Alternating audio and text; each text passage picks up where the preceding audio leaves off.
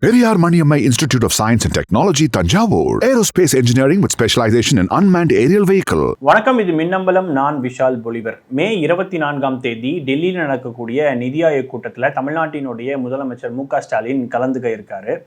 தற்பொழுது வரைக்குமே பார்த்தீங்கன்னா தமிழ்நாட்டில் அரசியல் ரீதியான சில விவாதங்கள் ஒரு பக்கம் போயிட்டு இருக்கு. எதிர்க்கட்சி தலைவர் ஒரு பக்கம் முதலமைச்சரை குற்றச்சாட்டுறதா இருக்கட்டும், அது முதலமைச்சர் மு.க. ஸ்டாலின் அவர்கள் எதிர்க்கட்சி தலைவரான எடப்பாடி பழனிசாமி அவர்கள் மேல வைக்கக்கூடிய குற்றச்சாட்டா இருக்கட்டும், இப்படி ஒரு பக்கம் போயிட்டு இருக்க சூழல்ல நாளைக்கு நடக்கக்கூடிய இந்த நிதி ஆயோக் கூட்டம் அப்படின்றது எந்த அளவுக்கு ஒரு முக்கியத்துவம் வாய்ந்த ஒரு கூட்டமாக இருக்கு, தமிழ்நாட்டுக்கு கிடைக்க வேண்டிய விஷயங்கள் என்ன, தமிழ்நாடு என்ன மாதிரியான விஷயங்கள் அந்த இடத்துல பதிவு செய்ய வேண்டியது இருக்கு, இது எல்லாத்த பத்தியுமே இந்த காணொலி நம்ம தெளிவா பார்க்கலாம்.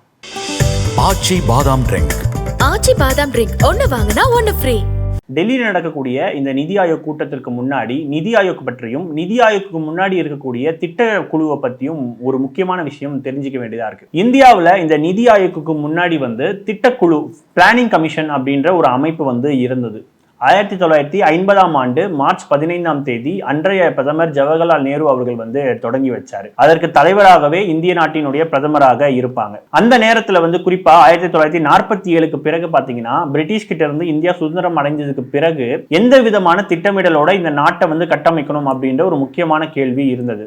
அந்த நேரத்துல இந்தியா கிட்ட மிகப்பெரிய அளவுக்கான பணம் அப்படின்றது கிடையாது. ஏன்னா பிரிட்டிஷ் ஆட்சி காலத்துல பல்வேறு விதமான வளங்கள் இந்தியாவிலிருந்து கொள்ளையடிக்கப்பட்டிருக்கு. அப்போ என்ன செய்யணும் அடுத்து அப்படின்ற அடிப்படையில் தான் இந்த பிளானிங் கமிஷன் அப்படின்ற ஒண்ணு உருவாக்கப்பட்டது. இந்த பிளானிங் கமிஷன் அப்படின்றது பாத்தீங்கன்னா பாராளுமன்றத்தால உருவாக்கப்பட்ட ஒரு அமைப்பு கிடையாது. அரசினுடைய உத்தரவு மூலமாக உருவாக்கப்பட்டதுதான் இந்த திட்டக்குழு அப்படின்றது. இந்த திட்டக்குழுவினுடைய ஒரு முக்கிய நோக்கமாக அமைவது என்ன அப்படின்னா, மத்திய அரசுக்கும் மாநில அரசுக்கும் இடையில ஒரு ஒருங்கிணைப்பை உருவாக்குறது. இதை தாண்டி நாட்டினுடைய பொருளாதார வளங்களை சரியாக மதிப்பீடு செய்வது. குறிப்பாக இந்த கனிம வளங்களா இருக்கட்டும், இந்த மாதிரியான விஷயங்கள், அல்லது வேற சில உதாரணத்துக்கு வெளிநாட்டிலிருந்து இறக்குமதி செய்யக்கூடிய பொருட்களுக்கு செஸ் மற்றும் சர்சார்ஜ் இந்த மாதிரியான விஷயங்களா இருக்கட்டும். அதன் பிறகு வளர்ச்சிக்கான குறிக்கோள்களை நிர்ணயிப்பது, பொது நலன்களை முன்னிலைப்படுத்தும் திட்டங்களை உருவாக்குறது, திட்டங்களுக்கான நிதி ஒதுக்கீட்டு பரிந்துரை செய்தல், வளர்ச்சி திட்டங்களை மேற்பார்வை செய்தல், இந்த மாதிரியா தான் இந்த திட்டக்குழுவினுடைய ஒரு நோக்கமாக இருந்தது. இந்த திட்டக்குழுவினுடைய முக்கியமான செயல்பாடுகள் என்ன அப்படின்னா, நீண்ட கால வளர்ச்சி திட்டங்களை உருவாக்குவது, வளங்களின் மதிப்பீடு மற்றும் அதன் சிறப்பு பயன்பாடுகளுக்கான ஆலோசனை செய்வதா இருக்கட்டும், திட்டங்களுக்கான நிதி மற்றும் வசதிகளை மாநிலங்களுக்கு ஒதுக்கீடு செய்வது. அதாவது ஒரு திட்டத்தை ஒதுக்குறாங்க அப்படின்னா அதுல சில மாநிலங்களுக்கு பயன்படும். குறிப்பாக கடலோர மாநிலங்களுக்கு ஒரு மாதிரியான தேவையும், இந்தியாவினுடைய உள்பகுதியில் இருக்கக்கூடிய மாநிலங்களுக்கு சில தேவைகளும் இருக்கும். அந்த தேவைகளின் அடிப்படையில் நிதி ஒதுக்குவது மற்றும் நாட்டின் புவியியல், பொருளாதாரம் மற்றும் சமூக அம்சங்களை கருத்தில் கொண்டு திட்டங்களை வகுத்தல். குறிப்பா இந்தியாவில் பல்வேறு மாநிலங்கள் இருக்கு இல்லையா, இல்ல ஒவ்வொரு மாநிலத்தினுடைய அந்த புவியியல் சார்ந்த சில விஷயங்கள் மாறுபடும். குறிப்பா தமிழ்நாட்டில் எடுத்துக்கிட்டோம் அப்படின்னா நிறைய சமவெளி பகுதிகள் தான் இங்க இருக்கு. இதுவே வட இந்தியாவில் எடுத்துக்கிட்டோம்னா நிறைய மலை பிரதேசங்கள்லாம் இருக்கு இல்லையா. சோ இந்த மாதிரியான பன்முகத்தன்மை கொண்ட இந்தியாவுக்கு ஏற்ற மாதிரி ஒவ்வொரு மாநிலத்துக்குமே சில திட்டங்களை வகுக்கணும் அப்படின்றதும் இதோடைய செயல்பாடுகள்ல ஒரு முக்கியமான விஷயமா இருக்கு. அதை தாண்டி மாநிலங்களுடன் கலந்தாலோசித்து அவற்றின் தேவைகளை பூர்த்தி செய்யும் திட்டங்களை உருவாக்க வேண்டும் அப்படின்றது இதற்கு முன்னாடி இருந்த பினான்ஸ் கமிஷன்ல இருந்தது. அடுத்ததாக திட்டங்களுக்கு மதிப்பீடு செய்வது மற்றும் திட்டத்தினுடைய வெற்றியை கண்டறிவதும் ஒரு முக்கியமான செயற்திட்டமாக இருக்கு. இப்போ இந்த திட்டக்குழு பாத்தீங்கன்னா முதல்ல உருவாக்கப்பட்டது 1951ஆம் ஆண்டுல இருந்து 56ஆம் ஆண்டு. இதுதான் முதல் திட்டக்குழு, ஃபர்ஸ்ட் பிளானிங் கமிஷன் அப்படின்றத சொல்லுவாங்க. இதனுடைய முக்கியமான நோக்கம் என்ன அப்படின்னா, வேளாண்மை மற்றும் சாகுபடியை அதிகரிக்கிறது. ஏன்னா அந்த நேரத்துல பாத்தீங்கன்னா குறிப்பா அந்த சுதந்திரம் அடையறதுக்கு முன்னாடி பாத்தீங்கன்னா இந்தியா மிகப்பெரிய அளவுக்கான ஒரு பஞ்சத்தை சந்திச்சது. அன்றைய இந்தியாவினுடைய மக்கள் தொகைன்றது பாத்தீங்கன்னா 30 கோடியா இருந்தது. சோ 30 கோடி அப்படின்றதே ஒரு பெரிய மக்கள் தொகையா இருந்தது. சோ மக்களுக்கு எந்த விதமான ஒரு பஞ்சம் காலம் ஏற்பட்டாலோ அல்லது எந்த விதமான உணவு பற்றாக்குறை ஏற்படக்கூடாது அப்படின்ற நோக்கத்துக்காக இந்த ஒரு திட்டம் அப்படின்றது ஏற்படுத்தப்பட்டது. இந்த திட்டம் அறிமுகப்படுத்தினதுக்கு பிறகு பாத்தீங்கன்னா எந்த மாதிரியான ஒரு மாற்றங்கள் ஏற்பட்டதுன்னா, ஒட்டுமொத்த நாட்டினுடைய தேசிய வருவாயில 3% அளவுக்கு வளர்ச்சி ஏற்பட்டிருக்கு. இந்த வெற்றிக்கு அப்புறமா பாத்தீங்கன்னா இந்த 5 ஆண்டு திட்டம் அப்படின்றது 1956 இருந்து 1961ஆம் ஆண்டு வரைக்கும் இருந்திருக்கு. இந்த 5 ஆண்டு திட்டத்தினுடைய ஒரு நோக்கம் என்ன அப்படின்னா, தொழில்துறை வளர்ச்சி அப்படின்றது தான். ஏன்னா அதற்கு முன்னாடி வந்து வேளாண்மையை வந்து கான்சென்ட்ரேட் பண்ணி சரியா வந்து அதை இம்ப்ளிமெண்ட் பண்ணிட்டாங்க. இதன் பிறகு பாத்தீங்கன்னா தொழில்துறையை வந்து வளர்ச்சி செய்யறது தான் ஒரு முக்கியமான நோக்கமா இருந்தது. அதன் பிறகுதான் பாத்தீங்கன்னா இந்தியாவில் பல்வேறு விதமான பொதுத்துறை நிறுவனங்களும் வந்து ஒரு பக்கம் வந்தது. அதே மாதிரி தொழிற்சாலைகளும் வந்து அதிகமா வந்து இந்தியாவில் வந்தது. இதனுடைய வெற்றியாக என்ன பார்க்கப்படுதுன்னா, இந்தியாவில் வந்து ஆரம்ப கட்டத்தில் இருக்கக்கூடிய எல்லா தொழில்களுமே பாத்தீங்கன்னா வெற்றி அடைஞ்சது அந்த காலத்துல. இதன் பிறகு மூன்றாவது ஐந்தாண்டு திட்டம் பாத்தீங்கன்னா 1961ஆம் ஆண்டிலிருந்து 66ஆம் ஆண்டு வரைக்கும் உருவாக்கப்பட்டது. இந்த ஐந்தாண்டு திட்டத்தினுடைய ஒரு நோக்கம் என்னன்னா, வேளாண்மை மற்றும் தொழில்துறை சமன்பாடு அப்படின்றது. ஏன்னா ஒரு பக்கம் வேளாண்மையினுடைய வளர்ச்சி அடையணும், அதே மாதிரி வந்து தொழில்துறையும் வந்து வளர்ச்சி அடையணும். ஒண்ணுக்கு ஒண்ணு வந்து சமன்பாடு இல்லாம இருந்துச்சு அப்படின்னா அது மிகப்பெரிய அளவுக்கான தாக்கம் வந்து சமூகத்திலையும் சரி மக்களிடையே வந்து ஏற்படுத்தும். சோ இதை வந்து சமன்படுத்துறது தான் இதனுடைய ஒரு நோக்கமாக இருந்திருக்கு. ஆனால் இந்த ஐந்தாண்டு திட்டம் அப்படின்றது பாத்தீங்கன்னா ஒரு தோல்வி அடைஞ்சிருக்கு. ஏன்னா இந்த காலகட்டத்துல தான் இந்தியா வந்து சீனா கிட்டையும் பாகிஸ்தான் கிட்டையும் மிகப்பெரிய அளவுக்கான போர்களை வந்து சந்திச்சிருந்தாங்க. அதன் பிறகு 1966ஆம் ஆண்டிலிருந்து 69ஆம் ஆண்டு வரைக்கும் பாத்தீங்கன்னா இந்த பிளானிங் கமிஷன் அப்படின்றது வந்து எந்த விதமான செயல்பாடுகளும் செய்யல. அப்போ வந்து பாத்தீங்கன்னா இதுக்கு வந்து தற்காலிக நிலை, அதாவது பிளான் ஹாலிடே அப்படின்ற அடிப்படையில வந்து எந்த விதமான திட்டமும் தீட்டல. அதன் பிறகு நான்காவது பிளானிங் கமிஷன் வந்து பாத்தீங்கன்னா 1969ஆம் ஆண்டிலிருந்து 74ஆம் ஆண்டு வரைக்கும் உருவாக்கப்பட்டது. இதனுடைய நோக்கம் என்னன்னா வளர்ச்சி பிளஸ் சுயசார்பு அப்படின்றது தான் இதனுடைய நோக்கமா இருக்கு. இதனுடைய வெற்றியாக என்னன்னா உணவு தானியங்களை வந்து நல்ல முன்னேற்றம் வந்து அந்த காலத்துல வந்து அடைஞ்சிருந்தாங்க. ஏன்னா அந்த காலகட்டத்தில் பாத்தீங்கன்னா இந்த கிரீன் ரெவல்யூஷன் அப்படின்றத வந்து கொண்டு வந்திருந்தாங்க. அதன் பிறகுதான் வந்து இந்த உற்பத்தி அப்படின்றது வந்து நல்ல முன்னேற்றமும் அடைஞ்சிருக்கு. அதன் பிறகு ஐந்தாவது திட்டக்குழு வந்து பாத்தீங்கன்னா 1974ஆம் ஆண்டு வந்து அமைக்கப்பட்டது.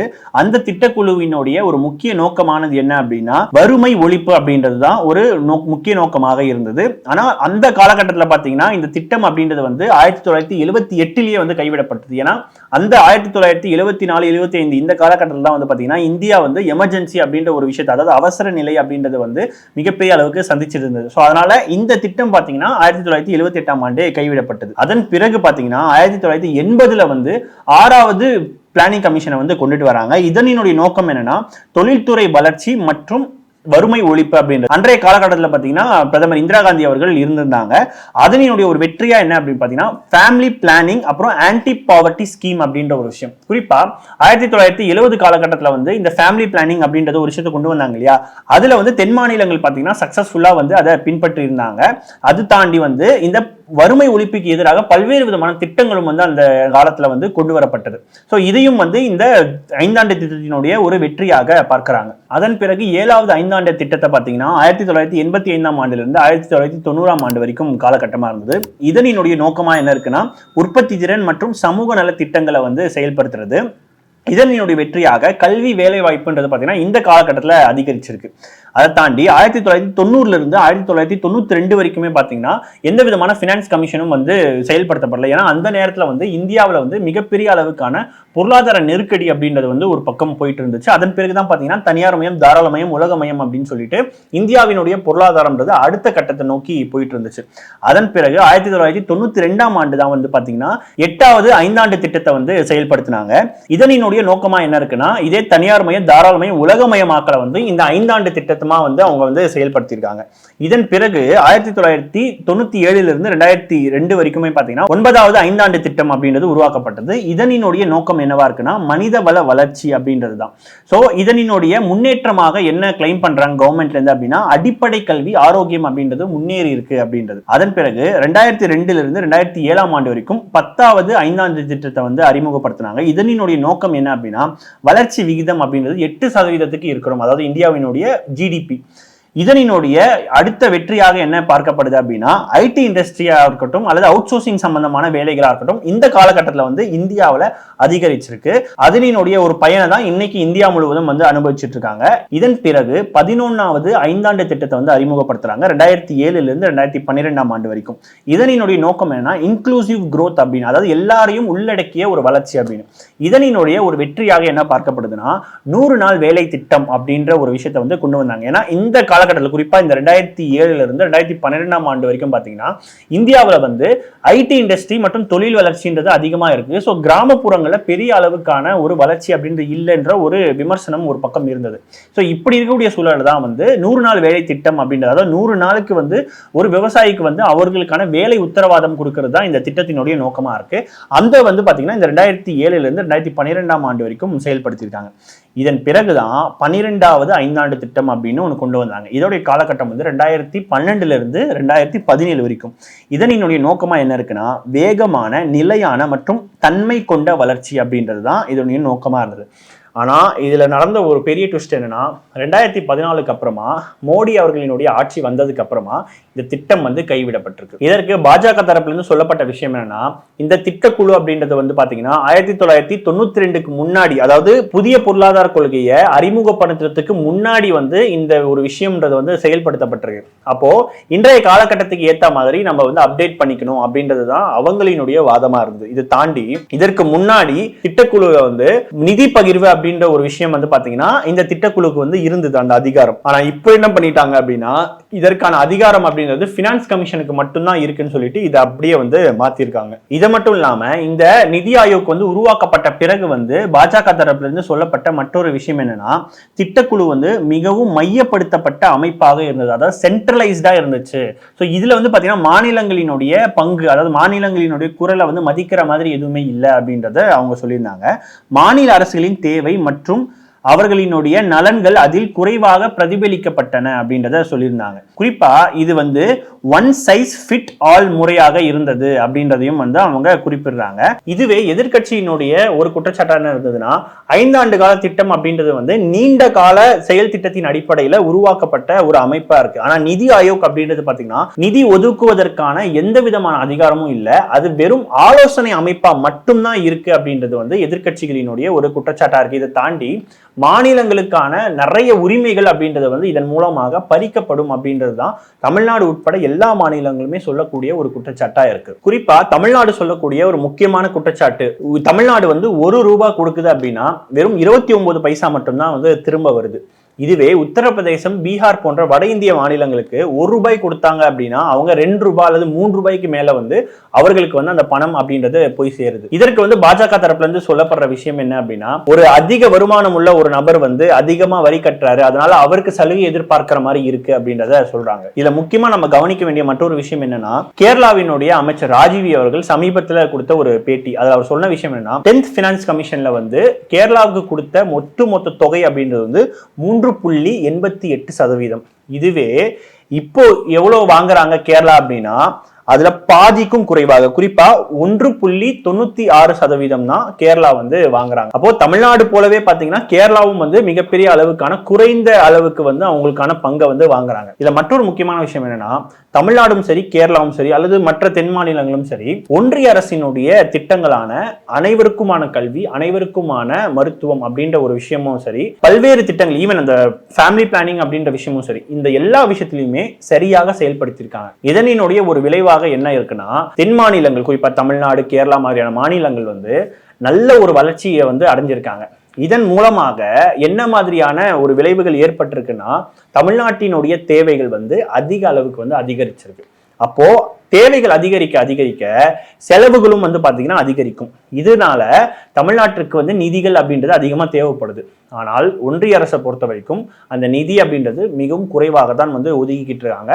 பல்வேறு திட்டங்களுக்கு பார்த்தீங்கன்னா மாநில அரசே பார்த்தீங்கன்னா அதற்கான நிதியை ஒதுக்கி செயல்படுத்த வேண்டிய விஷயங்கள் தான் இருக்கு. இதை தாண்டி தமிழ்நாட்டுக்கு வர வேண்டிய கல்வி நிதி அப்படின்றதும் ஒரு பக்கம் இருக்கு. இதுல மற்றொரு முக்கியமான விஷயம் என்னன்னா, இந்த நிதி ஆயோக்கு முன்னாடி இருக்கக்கூடிய இந்த திட்டக்குழுவுல வந்து ஒட்டுமொத்த பட்ஜெட்ல வந்து பாத்தீங்கன்னா 90-10 அல்லது வந்து 75-25 இப்படி ஒரு அளவு தான் வந்து இருந்துச்சு. குறிப்பா ஒன்றிய அரசு வந்து 90% நிதியை கொடுப்பாங்க, மாநிலங்கள் வந்து பாத்தீங்கன்னா 10% நிதியை கொடுப்பாங்க. ஒரு சில திட்டங்களுக்கு வந்து ஒன்றிய அரசு 75 மாநில அரசு 25 அப்படின்ற மாதிரி கொடுத்திருந்தாங்க. அப்போ மாநிலங்களை பொறுத்த வரைக்கும் இதற்கு முன்னாடி வந்து பெரிய அளவுக்கான ஒரு நிதி சுமை அப்படின்றது ஏற்படலை. ஆனால் தற்பொழுது எப்படி வச்சிருக்காங்க அப்படின்னா, அதாவது இந்த நிதி ஆய்வுக்கு பிறகு பாத்தீங்கன்னா 60-40 அப்படின்ற அடிப்படையில வந்து கொடுத்திருக்காங்க. இதுல முக்கியமா நம்ம கவனிக்க வேண்டியது என்னன்னா, ஒன்றிய அரசுக்கு வர வேண்டிய அந்த சோர்ஸ் ஆஃப் இன்கம் அப்படின்றது வந்து பாத்தீங்கன்னா ரொம்பவே அதிகம். குறிப்பா இந்தியாவில் வந்து இன்கம் டேக்ஸ் அப்படின்றத வந்து கலெக்ட் பண்றாங்க. குறிப்பா தென் மாநிலங்கள் வந்து பாத்தீங்கன்னா அதிக அளவுக்கான இன்கம் டேக்ஸ் அப்படின்றத பே பண்றாங்க. ஏன்னா பெரும்பாலான ஒயிட் காலர் ஜாப் அப்படின்றது வந்து தமிழ்நாடு, தென் மாநிலங்கள் இவங்க எல்லாருமே வந்து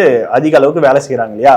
இது ஒட்டு மொத்தமாக பார்த்தீங்கன்னா ஒன்றிய அரசுக்கு தான் போகுது. இது தாண்டி பர்ச்சேசிங் அப்படின்றது வெளிநாட்டிலிருந்து அதிக அளவுக்கான பர்ச்சேசிங் அப்படின்றத வாங்குறாங்க.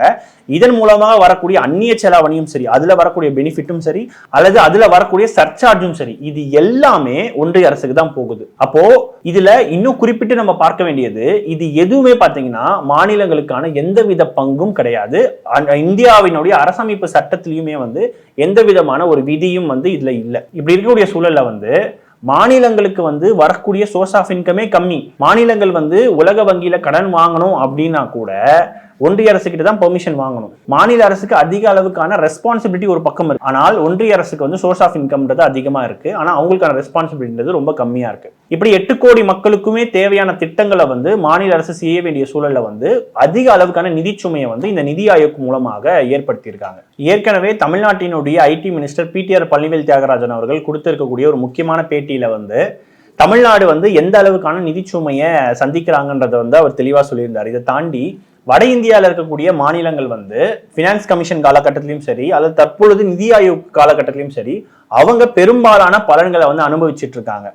இப்படி இருக்கக்கூடிய காலகட்டத்தில் இன்னும் வந்து வரக்கூடிய டீலிமிட்டேஷன் இந்த மாதிரியான திட்டங்களை நீங்க கொண்டு வந்தீங்க அப்படின்னா அவர்களுடைய ஆதிக்கம் அப்படின்றது வந்து மேலும் அதிகரிக்கும் அப்படின்றத வந்து அவர் தெரிவிச்சிருந்தார். ஸோ இப்படி இவ்வளவு நெருக்கடிக்கு மத்தியில தான் நாளைக்கு வந்து தமிழ்நாட்டினுடைய முதலமைச்சர் மு.க. ஸ்டாலின் அவர்கள் நிதி ஆயோக் கூட்டத்தில் கலந்து கொள்ள இருக்காரு. அதுல அவர் முன்வைக்கக்கூடிய வாதங்களா இருக்கட்டும், கோரிக்கைகளா இருக்கட்டும், இது எல்லாத்தையுமே ஒன்றிய அரசு நிறைவேற்றுமா? உங்களுடைய கருத்துக்கள் என்னன்றதை கீழே கமெண்ட் செக்ஷன்ல சொல்லுங்க. தொடர்ந்து இணைந்திருங்கள். இது உங்கள் மின்னம்பலம். நான் விஷால் புலிவர். நன்றி, வணக்கம். Periyar Maniammai Institute of Science and Technology, Tanjavur. Aerospace engineering with specialization in unmanned aerial vehicle. ஆச்சி பாதாம் ட்ரிங்க். ஆச்சி பாதாம் ட்ரிங்க் ஒன்னு வாங்கினா ஒன்னு ஃப்ரீ. மின்னம்பலம்.com தமிழின் முதல் மொபைல் பத்திரிகை.